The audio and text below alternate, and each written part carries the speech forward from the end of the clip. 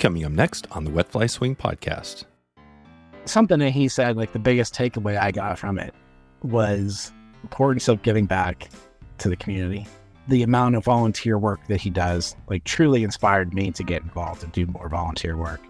And then also his other philosophy was just to always have something to look forward to, you know, and there he was at, I think it was 91 when I interviewed him. I think he's 93 now or something. That was Ralph Scherder sharing the two big things he learned from Joe Humphreys. PA fishing, brook trout, limestone streams, and travel tips today on The Swing. Welcome to the Wet Fly Swing Fly Fishing Show, where you discover tips, tricks, and tools from the leading names in fly fishing today. Hey, how you doing today? Thank you for stopping by the show. We've got a nice little push going for Instagram. If you are on Instagram and haven't followed us, check it out right now, Wet Fly Swing on Instagram, and you can submit your question for the next guest we have coming on the show, and you can do it right there, and we'll give you a shout out and announce your question on the show. Today's episode is sponsored by Eastern Idaho's Yellowstone Teton Territory, Idaho's most renowned zone for fly fishing, from the Henry's Fork to the South Fork of the Snake, and all the high alpine lakes and streams in between. Yellowstone Teton Territory provides anglers and other outdoor enthusiasts with all the information they need to plan their next big trip. You can visit wetflyswing.com/Teton right now to get the full list of outfitters, lodges, fly shops, and all kinds of inspiration to get you started on your next trip to Eastern Idaho. That's Teton, Teton, wetflyswing.com/Teton. Ralph Scherder is here to take us into Pennsylvania and break down traveling and fishing the north part of PA. We find out what Route 6 is all about and why you might want to take a tour up there. We get the breakdown on some of the most popular trout streams on this route, and we find out what dark skies fly fishing is all about. Pack up the kids, pack up the dog. We're starting our Eastern U.S. tour. Here we go. Ralph Scherder from darkskiesflyfishing.com. How you doing, Ralph? I'm great. How about you? Good. Thanks for putting this together today, and we're going to dig into PA, Pennsylvania. It's I feel like it's one of the I think it is one of the probably popular fishing states right around the country. You've got a lot of opportunities, and we're going to dig into that today. We just got off episode recently with George Daniel, and he dug into like Euro nymphing, and he's up there, you know, in your neck of the woods around some of those famous streams. So we're going to dig into all that today, but before we get into PA, just talk about how you first got into fishing, and then we'll take it into kind of, you got some stuff going at Dark Skies Fly Fishing as well. Sure. Yeah. Well, I mean, I've been fishing as long as I've been able to hold a rod, but I really got into fly fishing when I was probably like 13, 14 years old. And it's just been a progression from there. And I knew, you know, also very early in my life that I wanted to be a writer. And as an avid reader of, you know, magazines and all that, I just started writing for a lot of magazines, started writing for some of the national publications, even while I was still in high school. And the past 6-7 years, I mean, I've made the majority of my living from selling freelance articles to magazines, including some of the fly fishing magazines like Eastern Fly Fishing, which is now American Fly Fishing, and had some fly fishing columns and some regional magazines. And, you know, it's just, I love it. It's has slowly progressed over the years. Now I have the website, darkskiesflyfishing.com, and that's where I do a lot of my fly fishing blog. And it also has like an online store component where I sell books and flies and some other stuff. Nice. Where'd you grow up in Pennsylvania? I grew up in Butler County, about an hour north of Pittsburgh. And then I had a camp in north central Pennsylvania for years and years. And my family's just been coming up to this area since probably the 50s. And so I had a camp in Prouty, Pennsylvania, which is the headwaters of First Fork Sinnemahoning Creek. And it got to the point where I was spending so much time at camp fishing and hunting and all that my wife said, well, we may as well just move there. So that's what we did.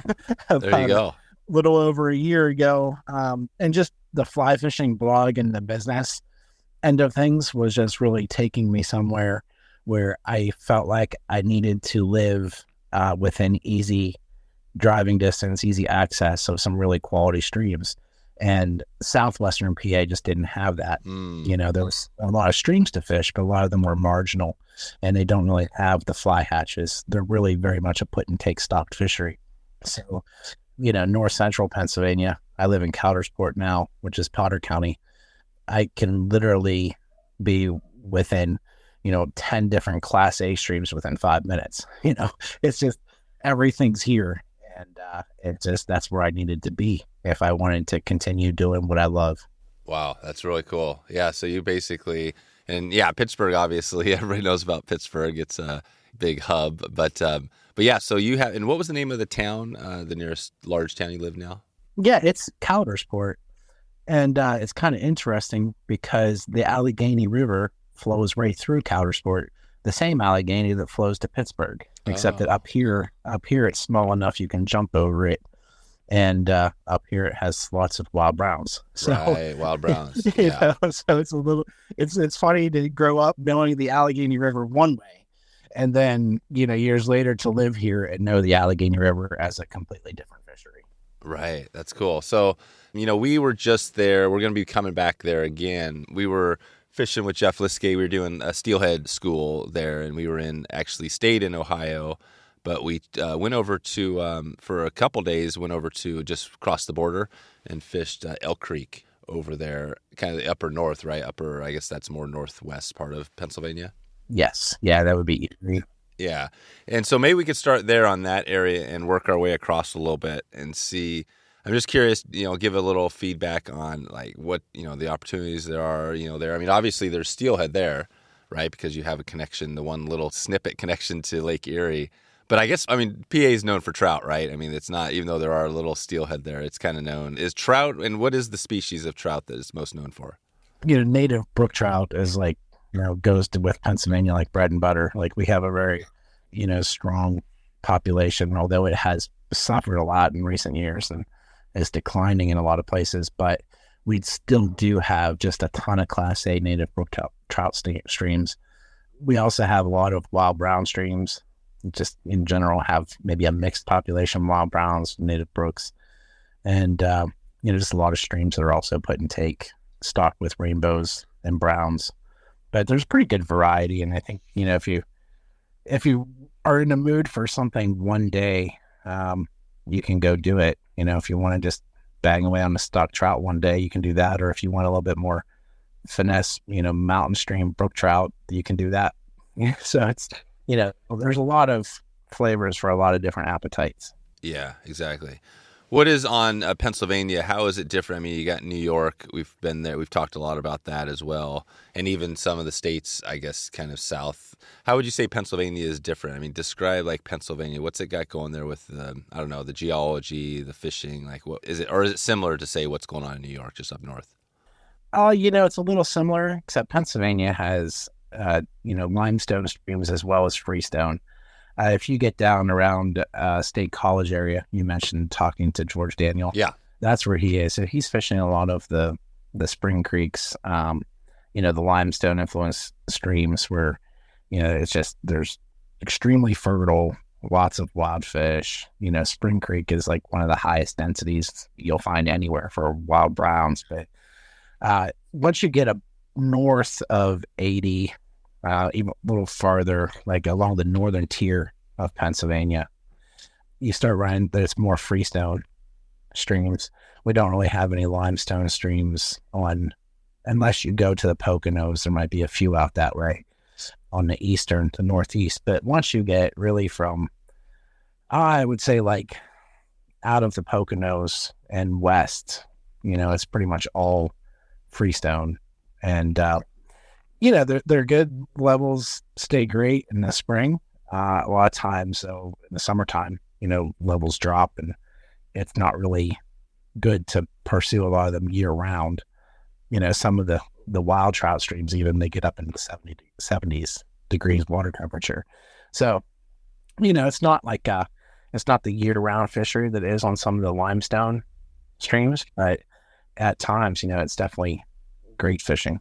Right. And so is it the Youghiogheny, or what is your home waters? I would consider my home waters the first fork of the Sinnemahoning Creek, which is, it's the stream that I grew up on. How do you spell that? First Fork, just as it sounds, and then Sinnemahoning is Sinnemahoning. There you go. Wow, that's a serious name. It's a mouthful. Yeah, it's a mouthful, but it's a tributary of Sinnemahoning Creek, and it's probably right around 40 miles or so. Distinctly different stream compared from its headwaters to its, the end of it. But most of the best fly fishing would be in the upper half north of George B. Stevenson Dam. We have a really good special regulations section, which is a Keystone Select trout water, which is stocked with bigger than normal trout every spring and fall. And then you get above there, and then once you get north of like Wharton and Austin, then you start getting into water that has a higher percentage of wild fish, and mostly wild browns. And, all the tributaries have wild fish in them. So it starts to get into a really high quality fishery. Right. And how are you on the Sinnemahoning Creek? Like, how are you fishing that? Are you kind of the type where you're like doing everything, nymphing, dries, everything, or do you have one specific type of technique you love? No, I'm using pretty much whatever works that day. It's constantly changing. I mean, it's an extremely fertile stream. So like, to go there and say like, today I'm going to fish, this nymph, like for instance, last week, a waltz worm with like a little green tag on the bottom was just freaking killing them. I mean, it was absolutely murder. And then all of a sudden this week, it's not so good. Right. So, I mean, it's like that on all streams. And, first it just has such great hatches. And if you can, if you know when those hatches are coming off, and you're basically, whatever is there that day, and it can be different every day. Right. Cool. So, and what is so now out there, what it would be the nearest fly shop, around that area, around your home? Well, there aren't really any up there. There's some small, like the Wharton General Store sells some flies. But you have to go to, where would you have to go to get into, I guess, I'm looking around. Yeah, you're kind of fairly remote, right? You don't have any big cities near you at all. No, I'm pretty much, probably the biggest entity for selling flies in the area. And I actually don't have a brick and mortar shop, but I get a lot of calls from local people that want to buy, they find me online and stuff. But yeah, I try to put it this way. Like I moved from Butler, Pennsylvania, which is kind of a smaller town in, relation to like, the Youghiogheny County, like Pittsburgh area. And Butler, just the inner city population was 17,000. Well, I think the population of all of Potter County is less than that. Right. Yeah. So you go from an area where, everybody's kind of one space. And now, we're in an area where we have to drive an hour for groceries. It's an hour and a half to Walmart. And, it's like, and a lot of people can't handle that because it takes a lot of planning, what you want to do and stuff. But I love it for those reasons. Exactly. It keeps a lot of people from moving here. It's a great place to visit.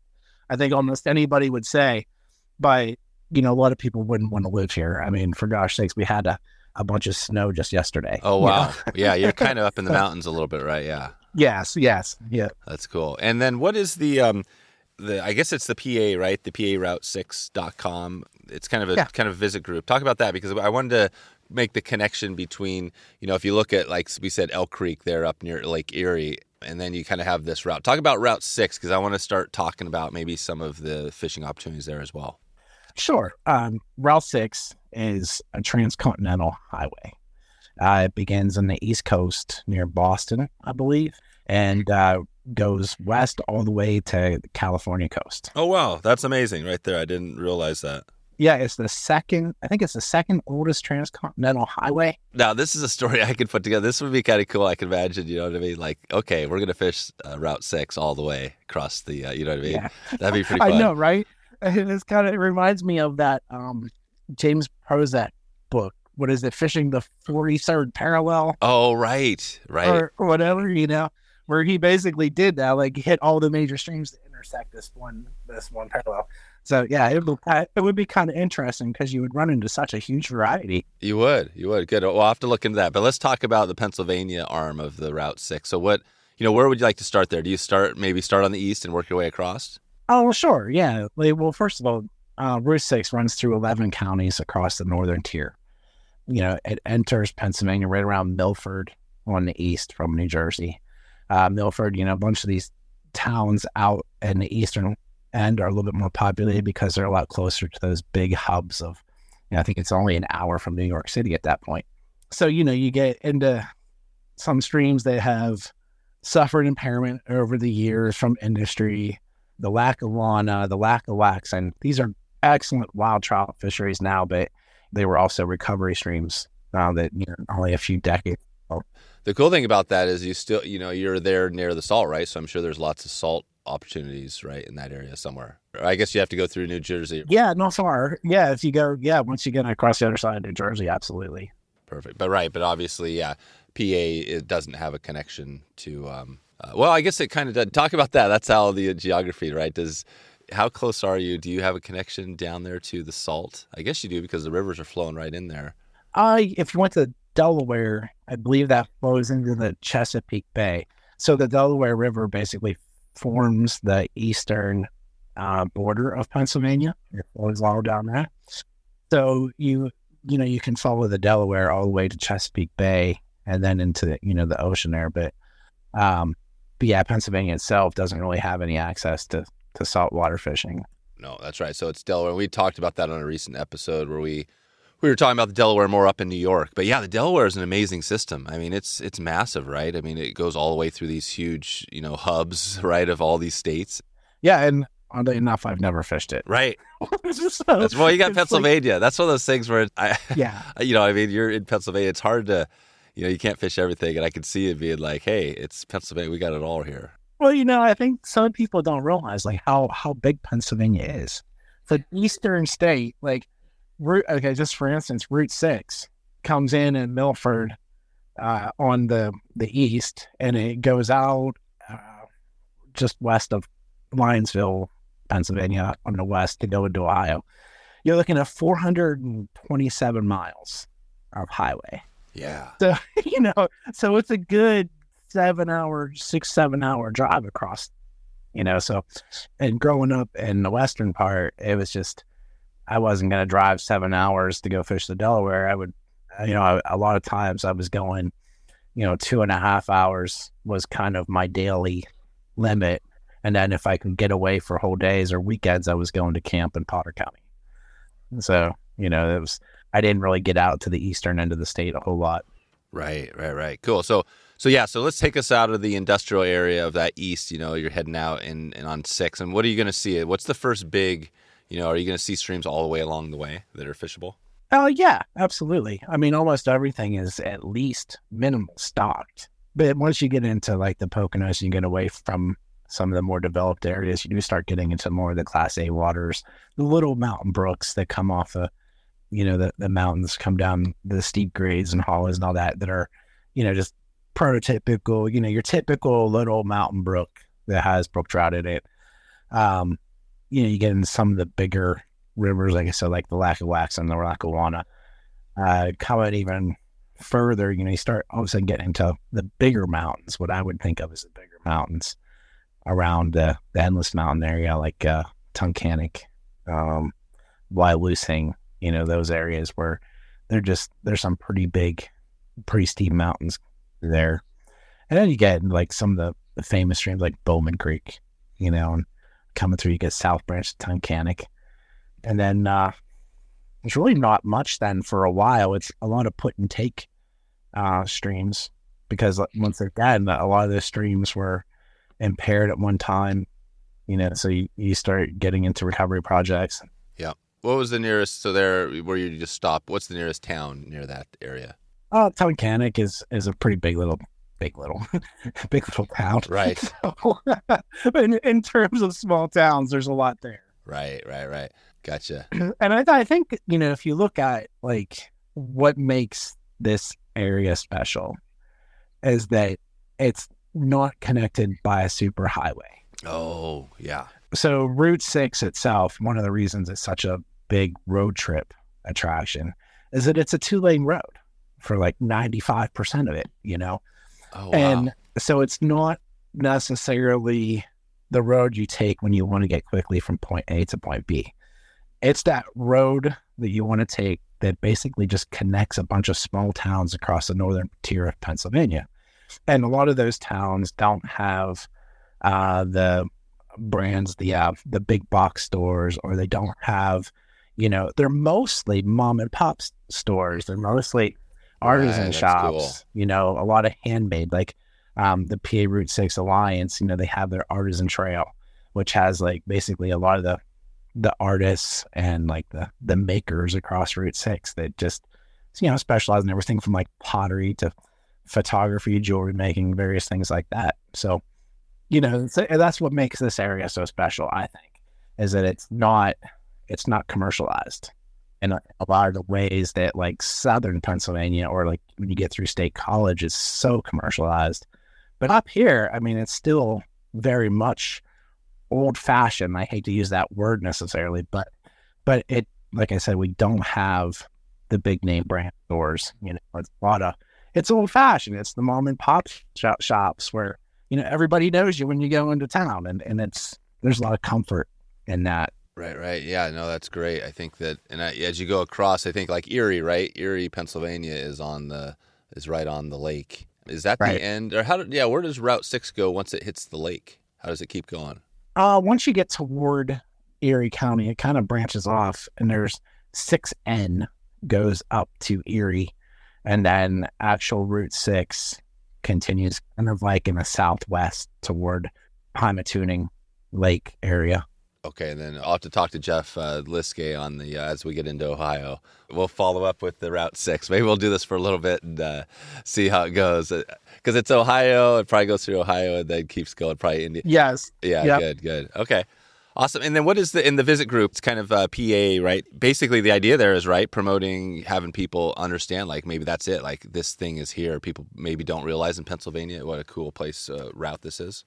Sure. And I think one of the things that like PA Route 6 Alliance does is that they're really into preserving what's here and also enhancing what is here while, protecting things at the same time. So, you get into like, there are always big businesses and industries that want to develop places. But I think that, one of our main goals is really to preserve what we call like the view shed, that you can still have that traditional road trip experience, that traditional small town experience, without everything being a rat race, honestly, so that's one of the things that we really focus on, is the heritage aspects, the historical aspects and what makes this area special. That's cool. Yeah. No, I'm excited. I think next time when we get up there, that'll be a nice little trip. I think would be cool to hop on that, and like you said, it's going to take, if you did the whole thing, it'd probably be longer than 7 hours, right? Because it's a slow little, 2-lane road. Yeah. It's only a, 55 mile an hour speed limit for most of it, but most of the time, a lot of times it's only 35 or 45 mile an hour. So, you're not gonna do a mile a minute like you would on the highway. Yeah, gotcha. Okay, perfect. And so talking about, darkskiesflyfishing.com, that's your website that you've built, you've created, and talk about what's there. It sounds like it's a resource. Like if somebody hasn't been there, what would they expect to see? I think they would expect to be inspired to get out and explore this area. There's so much great fishing in the northern tier of Pennsylvania, especially. But I always think of myself as a writer first, and I write blogs and articles that I enjoy reading. I have a lot of people that find it very entertaining, and I always try to do like these destination pieces, and I try to do here and there techniques or tactics or whatever. But I really enjoy doing the destination type stories and exploring somewhere for the first time and writing about my experiences there, the good and the bad, the funny, the frustrating, and everything in between. Nice. And what would be, on there, what would be a recent, or either a recent story or maybe something interesting that people could check out and read?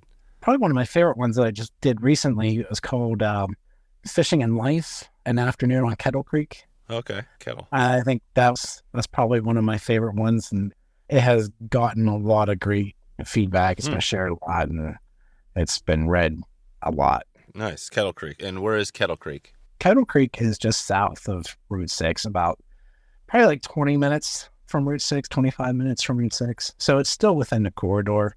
If you looked at, say, Coudersport, and then you looked at Gatton or Wellsboro or whatever, wherever you wanted to go east, there's this big mountain in between called Denton Hill. And it's one of the highest points in Potter County. But so basically you go on the one side and there's like the First Fork drainage, and the other side is the Kettle Creek drainage. And they might only be, on the map a handful of miles apart, but it takes you an hour to get from one to the other. Right. Going up over the hill. But so yeah, they're both, Kettle Creek is very popular stream, and it's also fantastic. The hatches on Kettle Creek are phenomenal. What's a big hatch during the year on Kettle? All of them. Oh, it has all, really? So you got everything. You got Yeah. mayflies, whatever. Yeah, great early season hatches from the Hendricksons on to the Gordon, isn't it? Right. What's early season? Like right now, it's kind of, we're in May now. What's going on in May? Anything? This year has been really weird because this area overall the past 2 or 3 years has gone through significant drought. The streams have been low, extremely low. First Fork, for instance, was pretty much the past 2 years has been running at about 1/4 volume of what it should. Yeah. Right around 130 to 150 CFS, whereas usually it's up around 400 to 500 CFS. And the same with Kettle. So I think a couple of years of low water, it was warming up quickly in the spring and early summer. And I think that kind of compounded over 2 years. And this year, for the first time ever, I'm seeing hatches way earlier than usual. So like end of March, I was seeing blue quills on First Fork and Kettle Creek, whereas traditionally, blue quills wouldn't come until third week of April, Gotcha. And then 2 weeks ago, a friend of mine hit a massive March brown hatch on Kettle Creek, which March browns you wouldn't see until probably middle of May 10th to 15th, right around there. Quick break for a word from our sponsor. With more than 40 years of experience in coffee, the Anglers Coffee Team roasts a full range of coffee with one goal in mind, delivering excellent coffee to every single angler. Responsibly sourced from farms using sustainable growing practices, you can rest easy knowing you are doing your part. Roasted and shipped within 48 hours to assure freshness. For me, it's all about that freshness and taste. When I crack open a bag of Anglers in the morning, I feel good because I know not only does it taste great, but I am supporting great movements along the way.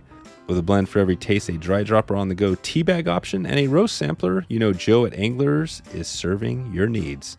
It's time to step up to better coffee and more impact for the fish species and causes we love. You can head over to wetflyswing.com/anglers right now to grab a bag of greatness today. That's Anglers, ANGLERS, to make a change today. So why is that? The March brown is an interesting one, right? Because, obviously March brown, but May, right? Do you know any of the history there? I'm curious, because that's obviously March browns are very popular. I wonder, I guess it was originally in March hatch, maybe? Or what are your thoughts there? I don't know. Maybe because Mayfly was taken. I don't know. Right. We'll do a little research on that to see who would know. Because that one's a tough one. Yeah, a lot of them, you wonder, why is that called this? Yeah. And, I don't know. I have no idea. Yeah, we had an episode, actually not too far from you. We were up in Maine with the Maine Fly guys, and he was talking about just changes, like you said, same thing, changes in lower waters, higher water temperatures, and talking about how some of these, he was saying, hey, brook trout days are limited, right? Numbered. He was talking big picture stuff. And part of that, even like the Ice Age, right? You go way back and stuff and talk about how things change.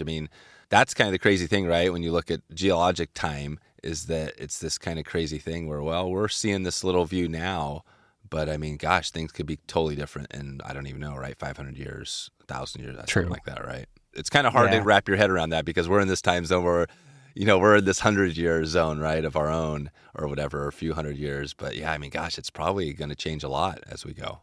And, I was just talking to a friend about this the other day, is that, in the whole scheme of things, like if you look at the temperatures, the average daily temperatures over the past 40 years, they've definitely ticked up a couple of degrees. So yeah, that plays a role. But then like, I also remember in the mid 90s growing up, like fishing first fork throughout like 95, 96, 97, there were some very lean water years. Yeah. Same thing. And it was just extreme drought, and like the mayfly hatches after that were just like pitiful for a while, and things were just really tough. Like there weren't a whole lot of wild trout.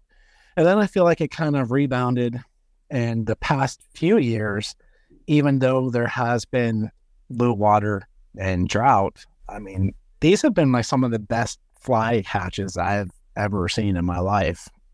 And I don't know if it's because, maybe it's the sunlight hitting the bottom, so the nymphs are more active and they're coming off in more concentrated amounts rather than spread out over a period of time. Or, is it just that, I don't know. Yeah.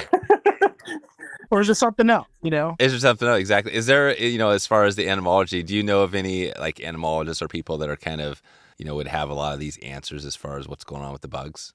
Not personally, I don't. And one of the things I know what my or was. Yeah. It was, or is the water actually cleaner now than it was in the 90s? Oh, right. I've noticed that a lot with some of the streams, is that like when I was a kid, First Fork had like kind of like this blackish tint to the water because there used to be a tannery. One of the world's largest tanneries was right on First Fork throughout the early part of the 1900s. There you go. And, I hear stories of the 50s and 60s when the water was the color of ink, and it still had a black tint when I was a kid. And now it's clearer than I've ever seen. And, the fly hatches, like I said, are better now than they were 30 years ago. Yeah, I think that's the cool thing about it is that, they are, I'm sure bugs, right? They're resilient. So you have these, and you hear about that. Yeah, you have these periods where the river's hammered, but yeah, they recover. It takes time, but they do recover. It does, yeah. Time and diligence. Gotcha. Okay, so we were talking the first creek you mentioned there from your blog. What would be another one, another story? You want to pull out another story off of your blog and talk about that a little bit, another stream? I can't really yeah. right now. You have a lot. I mean, you have, like, talk about that. So what are you posting? How often are you trying to do like a regular posting schedule there?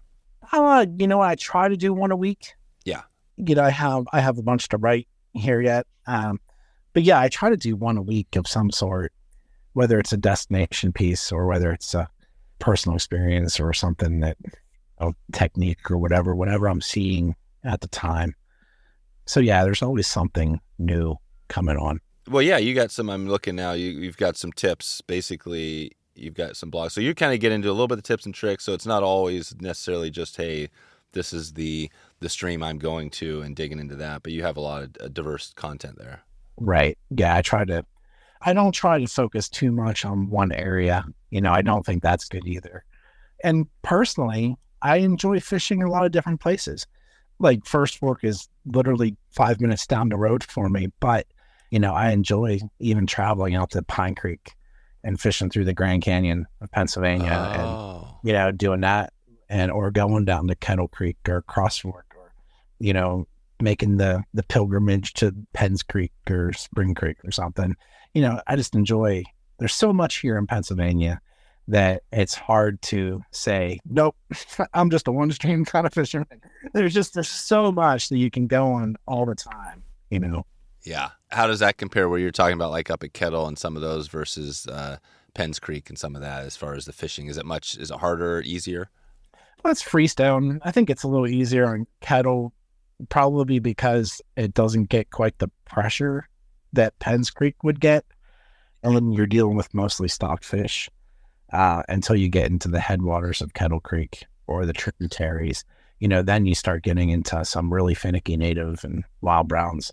But yeah, it's overall, as a general experience coming to this area, I don't think the fishing, you'd find it very difficult. Right.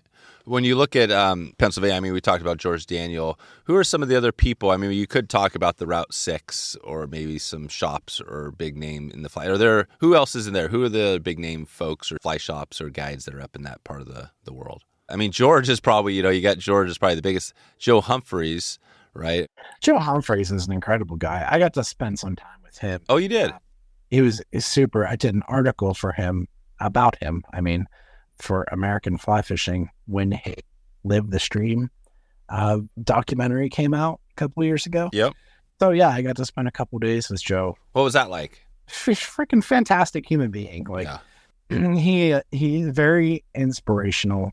Yeah. What do you mean by spend a couple days? Hang out at his house, down his basement, all his fly stuff, and telling old stories. And take us there for a second on the his place. So what is, like, you go down to does he have a massive fly fishing tying room sort of thing, or is it more, what's that look like? I think his desk, if I remember correctly, looked a lot like mine, which is it was pretty much in shambles and there was tying materials everywhere, and then there's like this red, vise sticking up with, you think like you got to clear stuff out in order to get to it. And, so, I think we're all the same. Yeah, we're all totally. No, I'm the same way. The only difference were the first things you notice when you go down to Joe Humphreys' basement where his fly tying stuff is that you look to the right and there's this little carpet with like a set of weights on it. Oh. Because he's like still at 90 years old, lifting weights. I was just going to ask you that. Yeah, when you shook his hand, did it feel like he could still crush your hand? Well, I was waiting for him to challenge me to a wrestling match. Apparently that's, a thing. Yeah, that's right. Oh, right. Yeah, he enjoys doing that. But no, he's just a fantastic guy, inspirational. And I think something that he said, like the biggest takeaway I got from it was the importance of giving back to the community. Like the amount of volunteer work that he does, like truly inspired me to get involved and do more volunteer work. And then also his other philosophy was just to always have something to look forward to, and there he was at, I think it was 91 when I interviewed him. I think he's 93 now or something, or 94. But there he was still trying to catch a 20-pound brown out of the Arkansas River, White River. And he was still thinking about going out, trying to catch a muskie on a fly or, and that's awesome. Like, you wonder why he's so happy all the time. It's like, he just always has something new to inspire him and something new to look forward to. Yeah. And it's a great, great way to live life. Oh, that's awesome. And where is his, what city does he live in?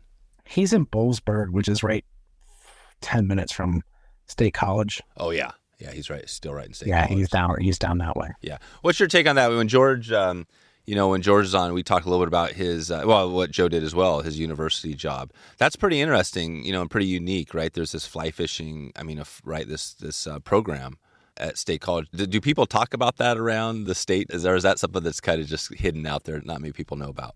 I think it's probably hidden out there a little bit, mostly, especially with the younger generation. Right. So you didn't know about it when you were a kid, say in the 90s? No, I didn't. I didn't know about it. And here, apparently, I just found out recently, one of my older cousins actually took the course with Joe Humphreys.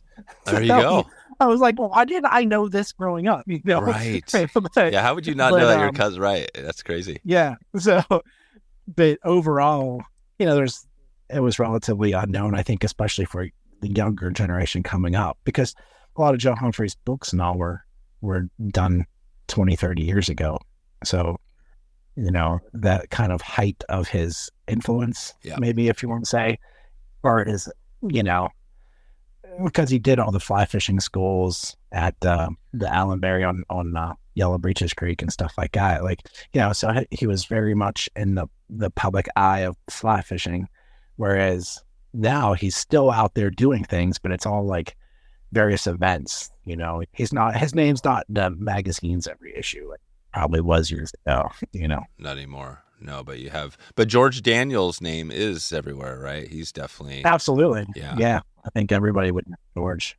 I've never met him. I would like someday, but yeah, you can't really I wish I could provide some stories about George, but I can't. No, that's all good. No, we want to hear some more of your stories. So I was looking at one. So talk about the Oil Creek region. You have kind of a book there that you talked about. What is the Oil Creek region?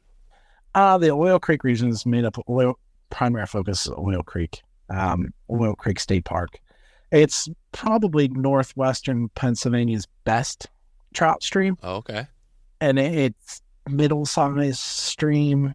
I would say like 60 feet wide, right around there. Good flow to it. Yeah. Early in the spring, it can look pretty large, but it has, great fly hatches. Kind of interesting. The history there is really cool. Back in the 1800s, 1850s or 60s, I can't remember for sure, but that's where they first struck oil in Pennsylvania. And it became the first fully functioning operating oil well in the world. Oh, in the world, right? That's crazy. Yeah, Oil Creek Yeah. State Park and Petroleum Center, right? Yep, and that was Drake's well, which there's a nice big museum kind of dedicated to it. And yeah, is it still pumping oil out? it's still going. I don't know if it's actually pumping oil, but they have. I don't know if it's the real well or a replica, but there's one that as you're fishing, you can hear it pumping up and down. It kind of sounds like somebody banging their dish on the table. No kidding. That's cool. Yeah. Right on. This is awesome. See, this is the part of the thing I think that, like if you're coming there, if you're new to it, right, and you want to just travel around, I guess, what would be the recommendation there? Maybe we've talked about it already, but if we were coming there, this summer or maybe even this fall, I'm not sure how late you would want to go there to do some traveling in the car. But where do you start? Where's the resources? Like if you want to plan a little bit of trip where you want to hit a few of these streams we've talked about, go to your blog, go to the visit center. What would you recommend? I think my blog is probably as good as any place to start because I do have a lot of information there about streams in the various regions. It's not a lot of focus on one region necessarily, but I try to hit a lot of the main ones coming across. So, a lot of people will read an article and they'll just email me and say, hey, tell me more about, this stream. Like if I were to go there, where would I stay?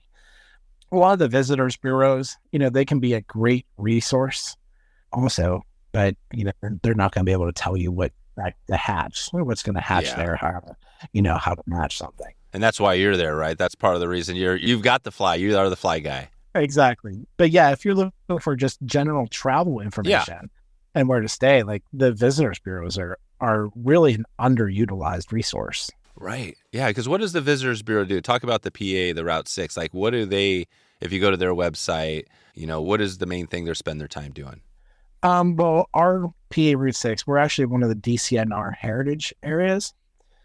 So we are kind of tasked with managing and promoting the Route 6 region and businesses within that region, as well as, conservation issues and. Right. And by promoting, you mean just basically letting people know, hey, these are some great places to stay along the way. Here's some food. Here's some, touristy, right? Some cool. Because that's the fun part about it, right? I mean, the fly fishing's great, but I mean, the travel and, getting to know a local area is kind of really the big thing. Yeah. And we have a lot of great natural or, attractions and the assets we have here that are just, historical, whether you want to see like monuments or museums or whether you want to go out and like, for instance, the Kinzua State Park Bridge, it was one of the highest railroad arches in the world.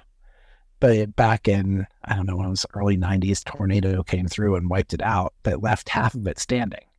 So like you can walk out on the skywalk, they call it now, and you can be, a couple 100 feet up in the air out in the middle of the valley above the canyon, and look down through a glass window to the bottom, stuff like that. Like there's a lot of neat stuff. And it just so happens that underneath that is Kinzua Creek, which is an awesome place to fly fish. Exactly. So it's a great place to pair, that fly fishing adventure with a lot of these unique historical attractions across the region.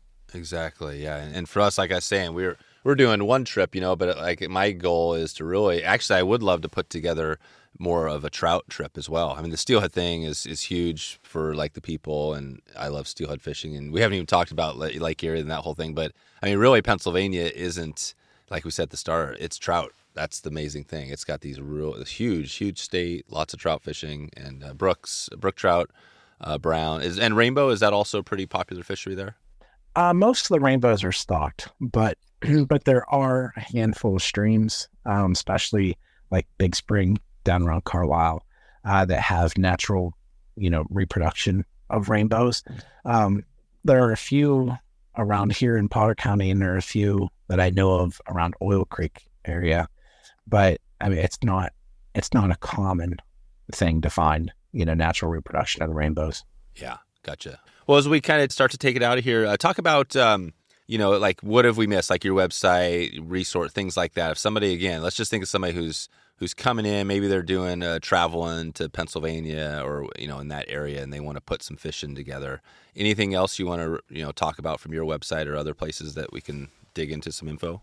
Well, I think that anybody searching fly fishing in Pennsylvania is automatically going to come up with searches for like on Spring Creek and Penns Creek and the Little Juniata River.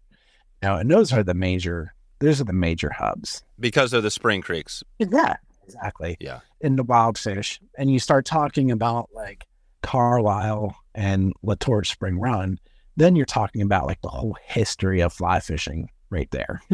Yeah. That's where a lot of our modern dry fly techniques were developed. But that also comes with a higher density of fishermen. The streams can get pretty crowded and they get hit year round. Like I've already fished there in, first week of January, and when there's snow on the ground or whatever, and like there's 10 sets of boot tracks that fished all this same pools that I was going to work, Yeah. Like you don't realize like how much fishing pressure, how many people fish there until you start fishing there very often. But I think it's important to note that there is a lot of great fishing outside of those areas, and looking to the northern tier through the mountainous regions, that's going to give you maybe not the quality of the limestone streams, but we have a lot of great freestone streams that have some excellent wild trout populations. And I think we're starting to realize that even more as time goes on. And there's more stream surveys being done, just better management of our waterways. There are a lot more wild fish in our streams in this region than what people ever realized, I think. Yeah. And I just searched fly fishing Pennsylvania, like you said, and pulled up some top places. Tell me if there's any truth. We talked about a little of this. This is going to be funny because I'm going to try to pronounce all of these. But you mentioned the Youghiogheny.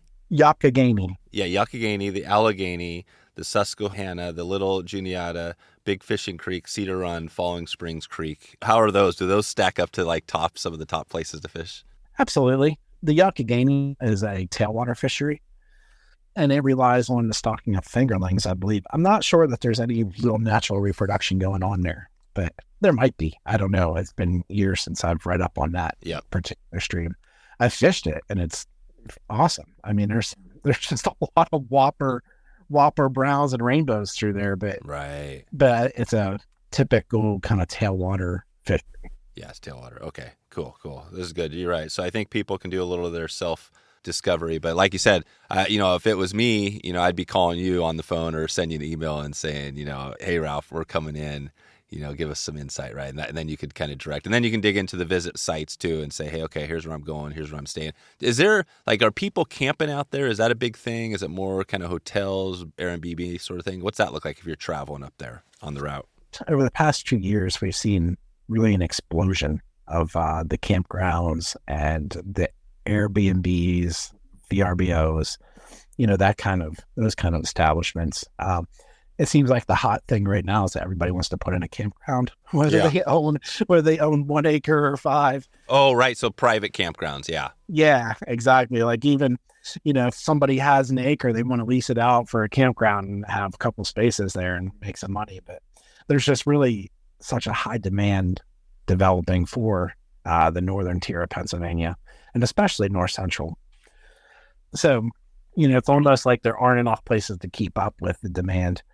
I think it was U.S. News and World Report not too long ago, maybe like 3 months ago, came out with an article that named Potter and Tioga counties the #1 destination for outdoor recreation. In the state or the country? I believe that was the country. Yeah, wow, this is good. Not 100%. We'll look that up. We'll fact check that for you. But yeah, it was, if not the country, at least the Eastern. Yeah, Eastern. Right. You know, because I know there's some huge places out west that we can't compete with. Well, you know, and I'm out west, so it's really interesting. But we have listeners all over the place, and that's what I love about this, right? Is that, you know, we're exploring. You know, for me, I'm exploring a new place. I haven't been there specifically, but I mean, that's the cool thing about this country, right? And maybe all countries, but there's all these diversity of cool, you know, wild places. Absolutely. And I think people tend to all gravitate toward the most popular ones, you know, when a lot of times, like if I even think of my best days, like even living here in Potter County with First Fork right there and Kettle Creek right there, a lot of times the most fun I have or the best experiences I have are when I go up that, you know, little Class A that I've never been up before, you know. Or the nice thing about Pennsylvania is if you see a stream of some sort, like there's probably fish in it. Yeah. You know, so you never know what you're going to get there. And so yeah, there's a lot of different things here to explore. Yeah, it's amazing. Cool, Ralph. Well, I think we'll leave it there, and definitely we'll keep in touch with you here. This is exciting, especially as I'm starting to put together more trips out there. We're trying to put together kind of a trout school as well. You know, we got our steelhead school, so we're kind of looking, and, you know, the Euro nymphing is cool, right, obviously. But there's, I mean, just like you said, the dry flies, I would love to put together a dry fly school or something like that and go to a place, right, in Pennsylvania or some, you know, anywhere out there, and then have a teacher that could take us there. So we'll keep in touch with you on that. But we'll send everybody out to darkskiesflyfishing.com if they have questions. And and we'll just thanks again for all your time today, and looking forward to staying in touch. Thank you, Dave. I appreciate it. There we go. wetflyswing.com/461. 461. You can go there right now and grab some show notes, grab some links, check out what we talked about today, take this conversation a little bit further. Quick reminder before we get out of here, Instagram right now, wetflyswing, @wetflyswing. If you're on Instagram, you can follow us and you can get a chance and find out who's coming up next, and you can actually submit a question right there for our next guest. And you can win some swag along the way. If you get a moment before we get out of here, please support this podcast and support our sponsors. This is how we keep the lights on and we keep going strong. Quick listener shout out before we get out of here. Pat Nealon. Here we go. Pat Nealon said, "Hey Dave, love the show. Favorite fish in BC are steelhead and cutthroat or triploid rainbow lake fishing. Favorite fish though, not sure. Too many good species to pick. Love the show and love the giveaway. Cheers, Pat." There we go, Pat. Thanks for checking in and for giving us a shout out on the podcast and doing your best to support the show. We appreciate you, and we appreciate anybody out there who wants to support this podcast. You can check in with me right now, Dave at wetflyswing.com, if you want to get a shout out on this episode. And like I said, Instagram, if you want to ask a question for the next guest. Okay, let's take a look at where we are heading next, and then we will take it out of here. Take it out of here. Here we go. We're turning right around. This is actually the first week. How is this feeling right now? This is a Wednesday, which actually typically we would have an episode here, but tomorrow we are not going to have an episode. We got to wait till Friday. We moved on from Tuesday, Wednesday, Thursday, which we've been doing this year, and now we're still doing 3, but we're doing it Monday, Wednesday, Friday, and I think this just gives us a better chance to give a little breathing room in there. It's like taking that deep breath. Seems like, you know, it was a lot, right? Things are coming, and this just gives an opportunity to take a deep breath and be like, all right, tomorrow, a little break time, and then we're going to swing right back in on Friday, and we're going to dig into boats. You know, boats are always a favorite topic for me, and I've got a great episode for you on Friday. We are going in with Outcast.